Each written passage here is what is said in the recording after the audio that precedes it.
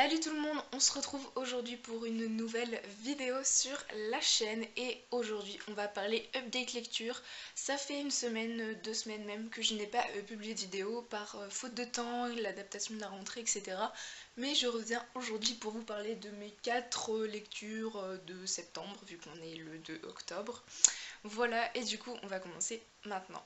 Le premier livre que j'ai lu durant le mois de septembre, il s'agit de Since You've Been Gone de Morgan Matson aux éditions Simon & Schuster. Alors, ce roman, ça a été un abandon. Voilà, j'ai essayé de le lire pendant tout l'été. C'était ma lecture VO de l'été, car oui, c'est un livre en anglais. Et j'ai clairement pas réussi à le lire, pas par manque de vocabulaire ou autre, mais à cause de l'histoire et des personnages. Donc dans ce roman, on va suivre Emily qui est la meilleure amie de Sloane et Sloane a disparu en laissant derrière elle une liste de choses à faire. Emily va voir tout en été pour faire ces choses et voir si ça va ramener sa meilleure amie à la fin de l'été. Alors en soi, je pense que c'est quelque chose qui est très sympa. C'est un roman qui peut être super sympa pour l'été, etc. Sauf que j'ai eu deux gros soucis majeurs. Tout d'abord l'histoire qui est beaucoup trop simple et on a une seule intrigue, voilà, c'est ses tâches sur sa liste à faire et voilà, j'ai pas trouvé ça très, il n'y avait pas beaucoup d'action, enfin c'était pas prenant et du coup je me suis vite ennuyée, j'ai trouvé pas mal de longueur. Et ensuite on a le personnage de Emily. Alors comment dire, Emily c'est une fille qui est complètement dépendante de sa meilleure amie Sloane, qui ne sait rien faire sans elle et le jour où elle s'en va, bah, elle est totalement diminuée. Elle n'a pas de personnalité clairement, même si elle évolue, mais de façon beaucoup trop lente à mon goût dans le roman. Mais voilà, j'ai arrêté 100 pages avant la fin, donc moi je m'attendais à beaucoup d'évolution quand même. En 300 pages, j'attends un peu plus, et finalement je ne trouvais pas beaucoup de différence par rapport au personnage du début du livre. Du coup, j'ai préféré abandonner parce que voilà, le personnage était beaucoup trop plat et sans personnalité. Enfin, j'arrivais pas à accrocher du tout ce personnage. J'avais juste envie de lui donner des baffes et de lui dire mais bouge-toi, je sais pas, fais-toi des amis, fais autre chose, essaye de décrocher de cette fille qui t'a complètement retourné le cerveau, on va dire un peu ça comme ça. Et du coup, bon, j'ai tellement pas accroché avec le personnage principal et voilà, l'intrigue était beaucoup trop simple à mon goût. Sinon, au niveau de la plume, elle est simple, agréable, ça se lit très bien. En VO, je vous le conseille, genre je vous conseille sa plume qui se lit extrêmement bien, le vocabulaire est pas compliqué du tout. C'est voilà, c'est une lecture VO très simple, mais par contre elle est un peu trop longue quand on n'aime pas ni le personnage ni l'intrigue. Ensuite, pour continuer avec une lecture assez moyenne de mon début de mois de septembre, il s'agit de U4 Stéphane de Vincent Villeminot aux éditions de Nathan et Syros.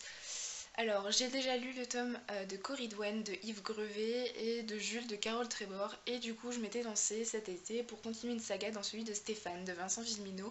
J'ai entendu beaucoup d'éloges pour cet auteur et finalement j'étais un peu déçue. Voilà, je lui ai mis 3 sur 5, donc ce qui reste une lecture assez moyenne.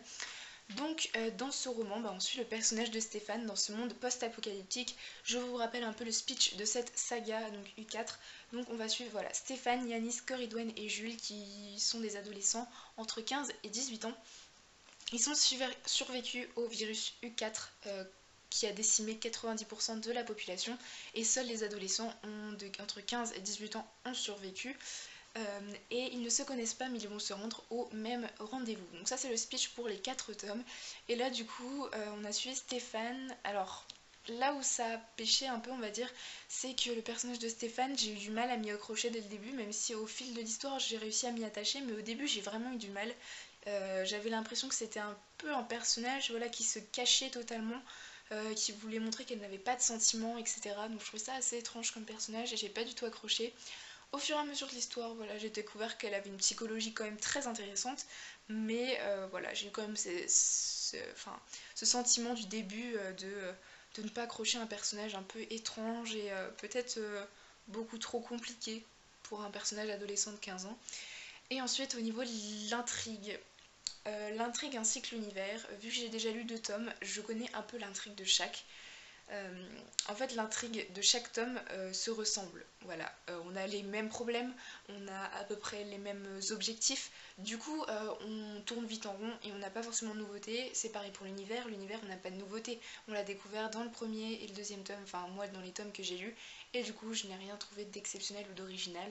Du coup voilà, j'ai mis beaucoup de temps à lire ce roman à cause de ça. Sinon La Plume de Vincent Villeminot, je l'ai pas trouvé si exceptionnelle voilà, que ça, mais elle est sympa à lire et très agréable.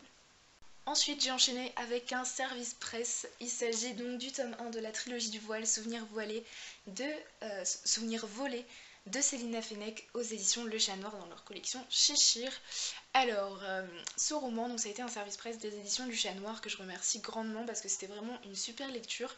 J'ai beaucoup aimé ce roman, donc on va suivre Memory qui va arriver dans un monde dont elle ne connaît rien. Elle a perdu totalement sa mémoire et elle est pourchassée par un dragon. Voilà. Donc ça c'est un peu le speech, mais j'ai pas trop envie de vous en dire trop. Elle est dans un univers où les humains et les fées cohabitent.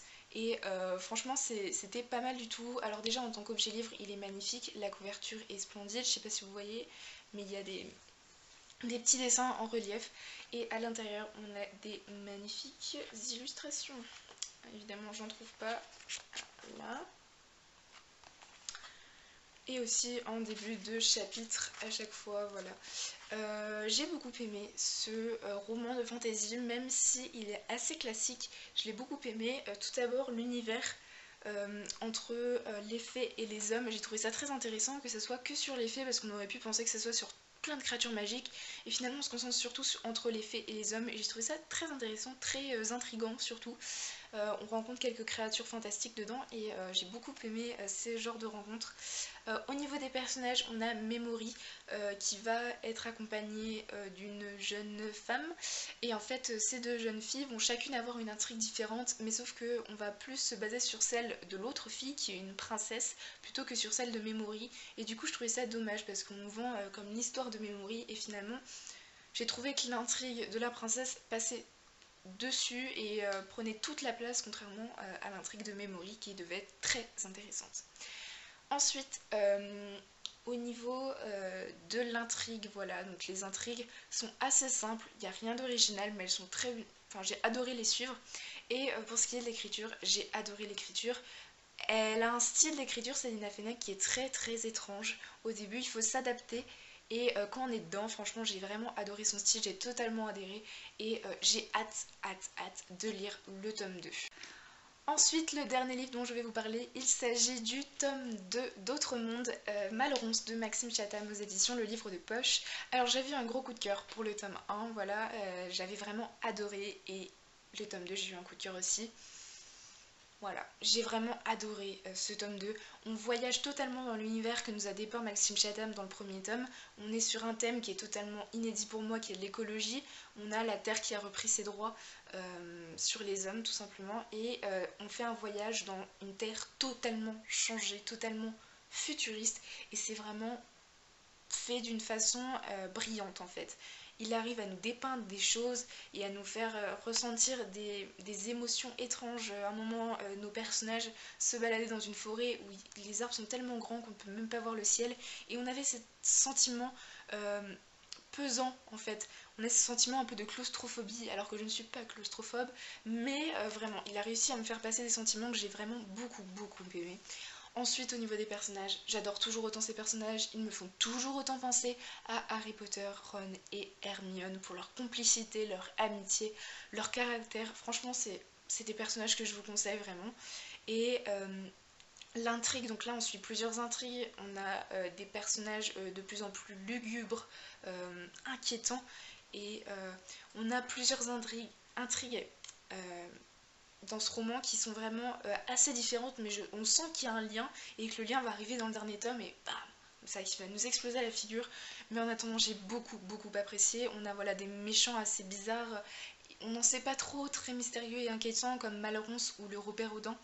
Et voilà, ce roman m'a donné quelques frissons mine de rien pour quelques moments dans ce roman. Voilà, Maxime Chatham a réussi à me faire peur par moments. La fin est exceptionnelle. On finit sur une cliffhanger totale et t'as juste envie de t'attaquer au tome 3 pour savoir ce qui se passe à la suite. Voilà, la plume de Maxime Chatham est méga addictive. Je sais pas comment je peux faire pour vous convaincre de commencer cette saga, mais je vous la conseille à 2000%. Voilà, j'espère que cette vidéo vous aura plu, que mes avis sur les livres auront été assez clairs pour vous. Tous ces romans sont chroniqués sur mon blog, n'hésitez pas à aller y jeter un coup d'œil. Je vous dis du coup à très bientôt dans une prochaine vidéo. Faites de bonnes lectures, bye!